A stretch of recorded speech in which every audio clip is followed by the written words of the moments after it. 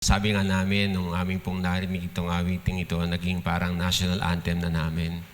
Dahil tunay po na kay buti-buti ng Panginoon sa buhay ng bawat isa sa atin. Kaya ito po yung gusto namin kakantahin. Dahil sa awit pa lamang po ay napakaganda na mensahe. Kaya po, nawa ang mensaheng ito ay magsilbing blessing po sa inyo at sa bawat isa. No? At you are invited po actually. Kung wala naman pong ito ay kumisang couples, hindi po couples to.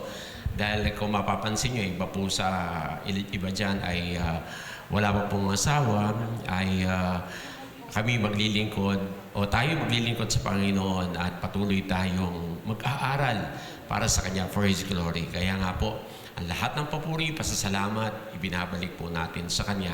Sa pamagitan ng awiting ito, damhin niyo po ang mensahe ng awiting ito. Kay buti mo, Panginoon.